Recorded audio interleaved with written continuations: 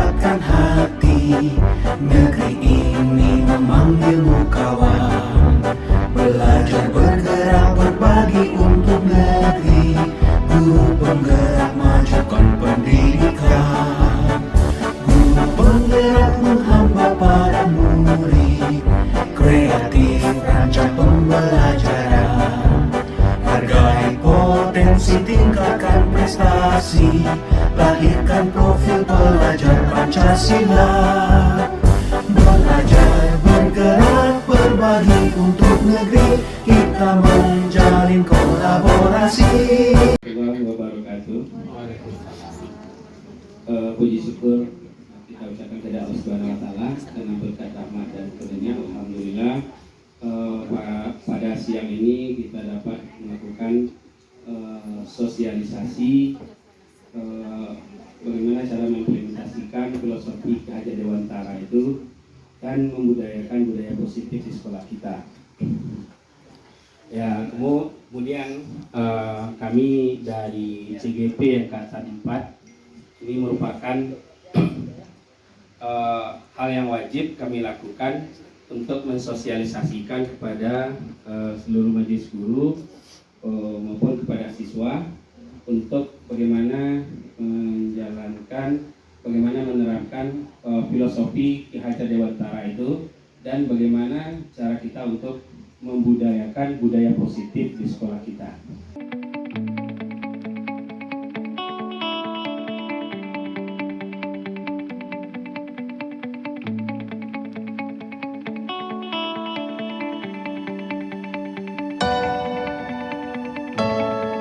Penggerak Angkatan 4 selesai, dan kami pun mengerti dari Bapak dan Ibu sebagai guru penggerak Angkatan keempat.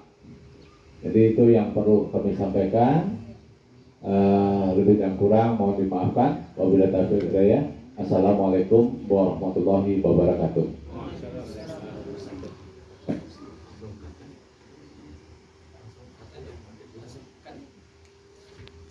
Assalamualaikum warahmatullahi wabarakatuh. Puji syukur kita panjatkan kepada Allah Subhanahu wa taala. Pada siang hari ini kita masih dapat berkumpul dalam rangka acara sosialisasi daripada rekan-rekan kita yang ikut dalam kegiatan guru penggerak. Puji syukur dan selamat Bapak Ibu, sosialisasi sini ini merupakan kebanggaan kita.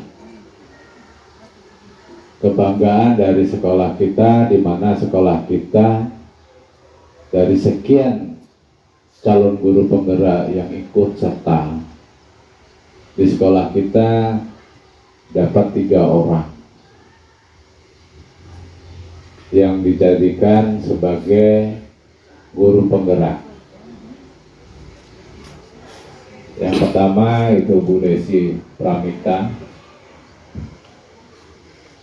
kedua Bapak Nofismen Anas, ketiga Ibu Frida Ningsih.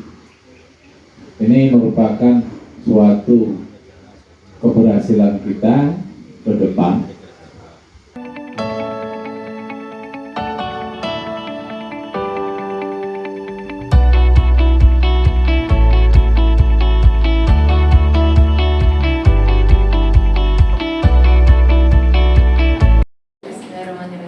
Assalamualaikum warahmatullahi wabarakatuh. Waalaikumsalam warahmatullahi wabarakatuh.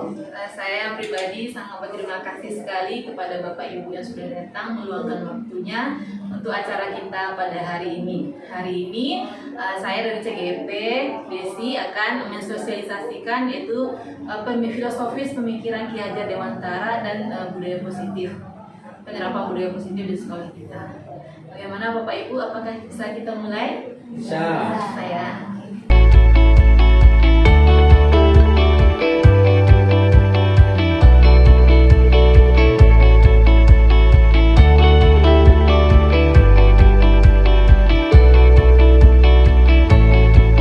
Dasar-dasar pendidikan Ki Hajar Dewantara. Yang pertama itu dasar pendidikan Ki Hajar Dewantara itu adalah menuntun. Mungkin di sini Desi juga minta maaf dulu, mungkin tidak ada maksud sedikit pun untuk mengajari ya, cuma berbagi karena mungkin dapat ilmunya selangkah lebih dulu aja. Dan Desi rasa pun Bapak Ibu di sini banyak yang lebih tahu juga tentang ini karena ini juga ilmu yang dan lain sebagainya. Sedangkan anak di sini diibaratkan benih itu.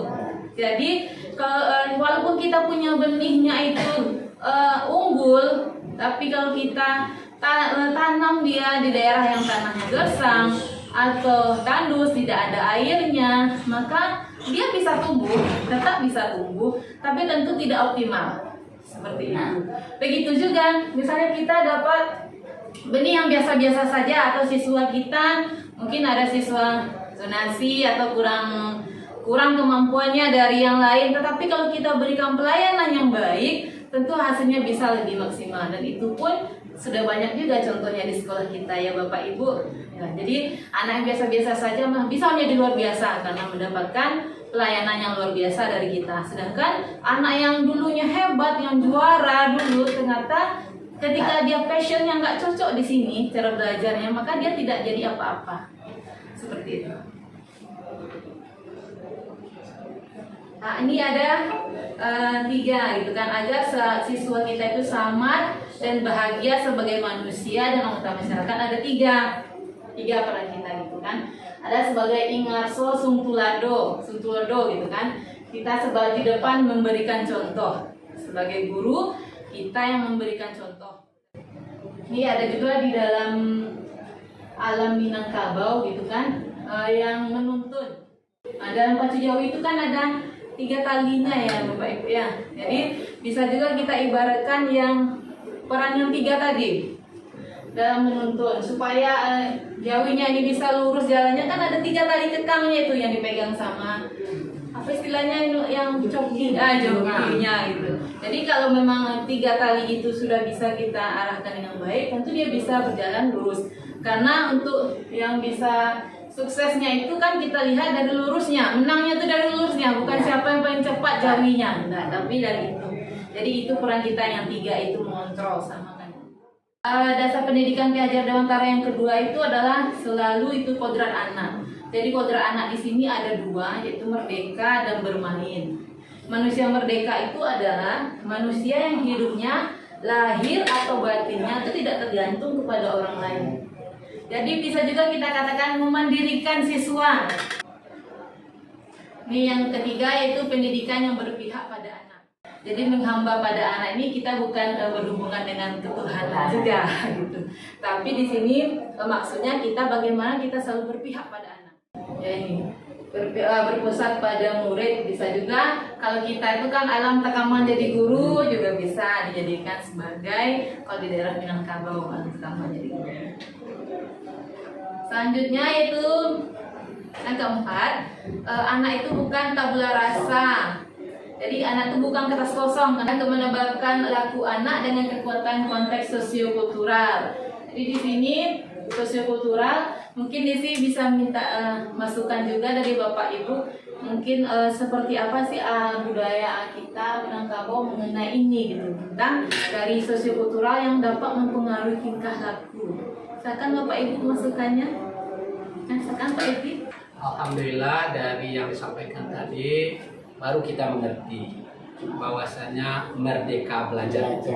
Yang kemarin kita anggap khusus untuk kita di Minangkabau, selain daripada yang diterangkan ini, kami kira budaya kita kembali ke surau itu sangat mempengaruhi sekali dari pelaku anak-anak Minangkabau khususnya, karena dengan mengaji ke surau itu bukan hanya sekedar menghafal Al-Quran, tapi segala perilaku diperbaiki, termasuk bagaimana tuntunan mengenai sholat, adab kepada orang tua dan kepada masyarakat. Jadi kita berharap dengan ini perlu dikembangkan lagi, barangkali Bu Desi menyangkut dengan apa-apa yang perlu kita lakukan ke depan, karena mungkin kurikulum akan berpengaruh juga terhadap ini. Karena dengan Merdeka Belajar memang mungkin akan dipengaruhi kurikulumnya, dan pastikan kami kira itu. Jadi yang perlu kami pertanyakan, mengapa hari ini baru dasar-dasar pendidikan Ki Hajar Dewantara kita kembangkan. Terima kasih. Assalamualaikum warahmatullahi wabarakatuh. Oke, luar biasa sekali ya dari Pak Epi. Bapak Ibu, mari kita beri tepuk tangan ke Pak Epi.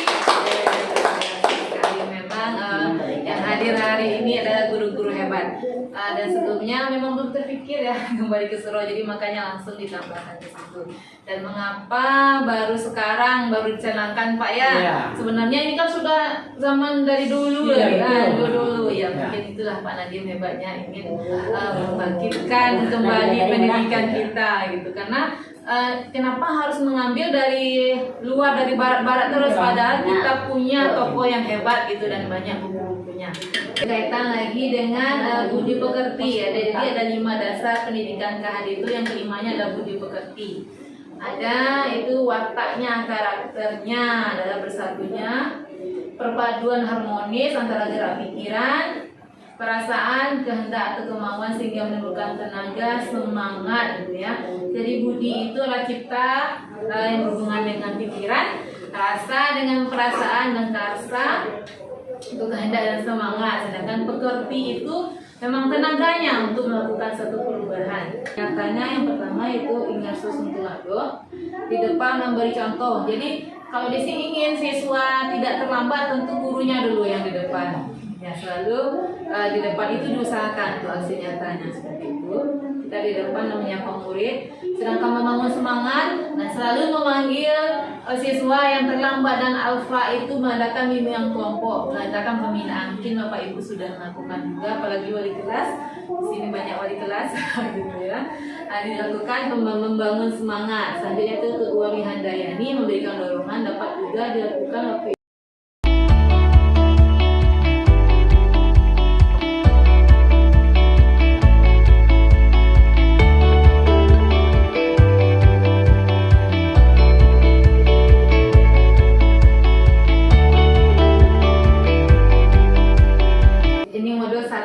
budaya positif.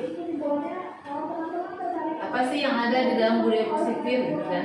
Jadi kami dalam paket 3 bulan ini ada paket modul 1, namanya ada 4 paket. Yang pertama itu filosofis, pendidikan Ki Hajar Dewantara, yang kedua peranan guru penggerak, sedangkan yang ketiga itu visi guru penggerak, dan yang keempat ini budaya positif. Ini akan berbagi mengenai budaya positif. Jadi apa sih sebenarnya makna disiplin di sini? Nah, ini berasal dari bahasa Latin disiplina, yang artinya belajar. Nah, sebelumnya teori motivasi perilaku manusia itu, yang pertama ada yang melakukan disiplin itu bermotivasi tersebut untuk untuk menghindari ketidaknyamanan atau hukuman. Ini termasuk eksternal ya Bapak Ibu.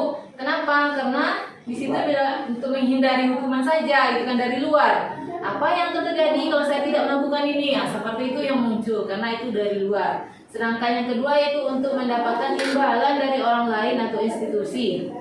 Kalau saya lakukan ini, apa yang akan saya dapatkan? Seperti itu masih dari eksternal, ya. Sedangkan yang ketiga adalah motivasi internal dan tujuan disiplin yang positif. Tadi kan ada negatifnya, sekarang positifnya. Kita di sini akan lebih fokus ke positifnya. Saya akan menjadi orang seperti apa biasanya melakukannya. Memang internal dari dalam dirinya sendiri. Ini ada siklusnya, lingkaran-lingkarannya. Jadi pertama itu dapat biasanya kita kan pakai peraturan kelas. Ada peraturan kelas seperti itu. Jadi di peraturan kelas itu dia akan ada nanti perbedaan apakah kita akan pakai peraturan atau keyakinan. Kalau peraturan biasanya bagaimana Bapak Ibu? Apakah harus ada hukuman setelah itu atau bagaimana? Ada sanksinya gitu ya. Beda dengan kita keyakinan kelas.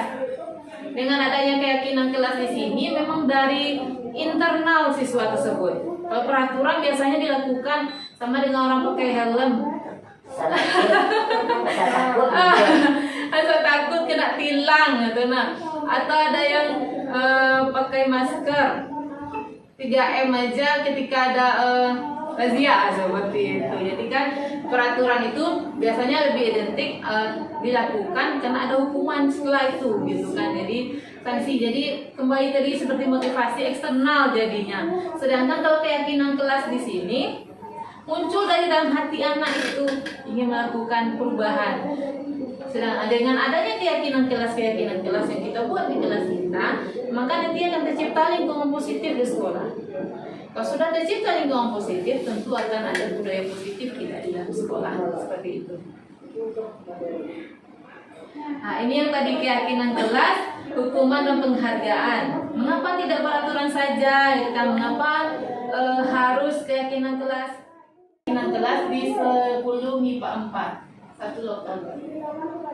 Ini muncul awalnya kan peraturan-peraturan, lalu kami ubah menjadi keyakinan kelas, dan mereka buat nanti ditempelkan dan akan dilaksanakan oleh mereka bersama-sama. Karena memang dari dalamnya, contohnya misalnya kami akan datang lebih tepat waktu, katanya. Memang dari keinginan dan bukan cuma aturan-aturan saja. Coba kita lihat Bapak Ibu, kalau ini keyakinannya kira-kira apa gitu ya. Pertama, selalu kembalikan buku ke tempatnya. Apa keyakinannya kira-kira Bapak Ibu? Rapi gitu ya, bersama rapi. Kalau yang kedua, dilarang mengganggu orang lain. Apa keyakinannya?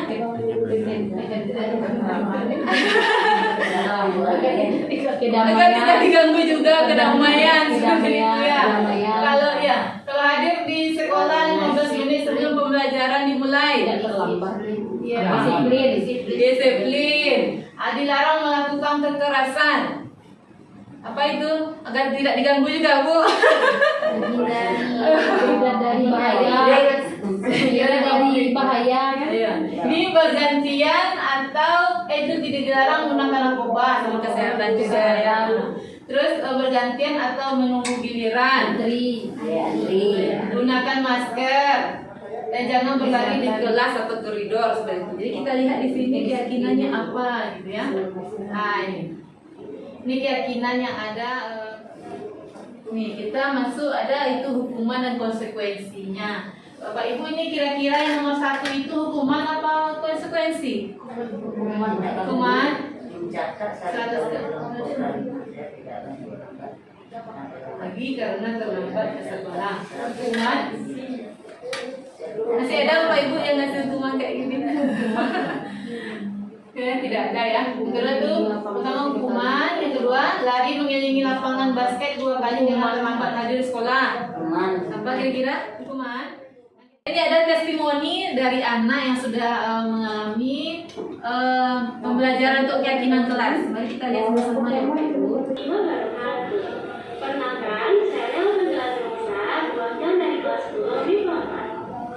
Setelah adanya pertemuan dengan bersama Bu Desi kemarin, saya mendapatkan beberapa pemahaman baru tentang adanya keyakinan kelas. Jadi perasaan saya akan adanya keyakinan kelas ini, saya merasa senang dan saya bisa menambah sebuah pemahaman, pengetahuan bersama teman-teman semua, dan itu merupakan pemahaman yang bisa saya dapatkan dan saya ambil pelajarannya. Dengan adanya keyakinan kelas ini, saya dan teman-teman kelas 10 tidak merasa terpaksa untuk melakukan semua keyakinannya. Dan Kita akan masuk pada kebutuhan dasar manusia, itu ada 5. Jadi kita di sini memahami kebutuhan-kebutuhan manusia ini agar kita nanti bisa memudahkan untuk memenuhi kebutuhan dari murid-murid kita. Selanjutnya yaitu 5 posisi kontrol kita sebagai guru itu ada 5 posisi kontrolnya. Misalkan Bapak Ibu lihat selama ini berada di posisi yang mana kira-kira? Apakah di penghukum, yang membuat merasa bersalah, sebagai teman, pemantau atau manajer? Atau pernah semuanya mungkin di masa lalu seperti itu ya.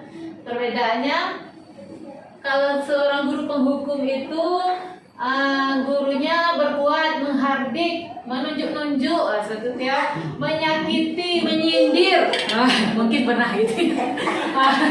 Itu kayak gitu ya, menyindir seperti itu. Kalau dia berkata, kalau kamu tidak melakukan, awas ya. Seperti itu berarti guru penghukum. Ya. Terus hasilnya siswa akan menjadi memberontak, menyalahkan orang lain, berbohong seperti itu. Restitusi itulah proses menciptakan kondisi bagi murid untuk memperbaiki kesalahan mereka sehingga mereka bisa kembali pada kelompok mereka dengan karakter yang lebih kuat ya. Jadi setelah melakukan kesalahan, lakukan restitusi, bisa dia kembali dengan lebih kuat, lebih baik. Jadi tidak merasa minder atau rendah diri. Nah, itu adalah menstabilkan identitas. Menstabilkan identitas. Pas mereka sudah melakukan kesalahan, kita tanya kesalahannya apa, apakah bersedia untuk dilakukan restitusi. Setelah itu kita adakan untuk menstabilkan identitasnya. Caranya gimana? Sampaikan, setiap orang tuh pasti pernah melakukan kesalahan. Dan sampaikan sama anak-anak tuh bahwa salah tuh bisa terjadi pada siapa saja. Jadi jangan dihukum langsung dimarahi gitu kan, kamu tapi kita yakinkan dia untuk distabilkan dulu identitasnya bahwa kesalahan itu bukan bisa dilakukan oleh siapa saja gitu ya. Kamu bukan satu-satunya yang pernah melakukan ini. Jadi setidaknya emosinya stabil dulu. Ini bisa juga dipraktekkan di rumah kita sama keluarga dan anak-anak ya, karena terkadang mungkin anak salah kita terlangsung emosi, padahal nanti khawatirnya dampak setelah dimarahi itu akan merusak kepribadian, merusak karakternya. Maka dengan restitusi ini kita berharap setelah ini dia tidak mengulanginya lagi dan bisa kembali lagi harga dirinya karena sudah melakukan perbaikan. Pertama, tetap kita stabilkan identitasnya. Jadi bukan dia satu-satunya mungkin yang pernah melakukan kesalahan. Selanjutnya yaitu menanyakan keyakinan. Dari keyakinan kita sudah buat tadi, rasanya apa sih yang dilanggarnya dari keyakinan tersebut? Dari keyakinan kelas boleh, dari guru mata pelajaran boleh. Kalau di rumah tentu kita buat juga dengan anak-anak keyakinannya apa yang sudah dilanggar. Itu dia tahu kan, oh ternyata ini gitu. Setelah diketahui apa yang dilanggarnya, maka yang terakhir adalah validasi tindakan yang salah. Kita lihat salah satu contoh praktik segitiga restitusi. Selamat menyaksikan.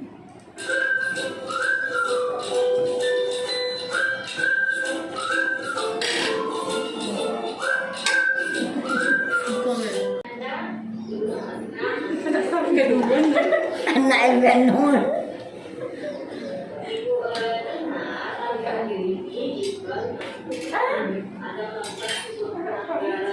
Setelah kita melakukan restitusi tadi terhadap permasalahan yang ini testimoni setelah anak kita melakukan segitiga kasus pertama tadi memainkan ampar ya atau racun api, dan kedua rambutnya yang dirapikan oleh Pak Tujuh. Tapi sudah ada solusi yang akan dilakukan untuk perubahannya dan perbaikannya. Apa yang Ramanda rasakan? Saling menikah dan mengurangi titik beban. Ya, berarti merasa senang ya karena sudah tahu apa yang akan dilakukan. Selanjutnya apakah akan melakukan hal yang sama? Tidak lagi ya. Oke, terima kasih atas kesempatan hari ini dan semoga dapat selalu menjadi lebih baik ya. Oke. Baiklah Bapak Ibu, itulah materi kita pada hari ini.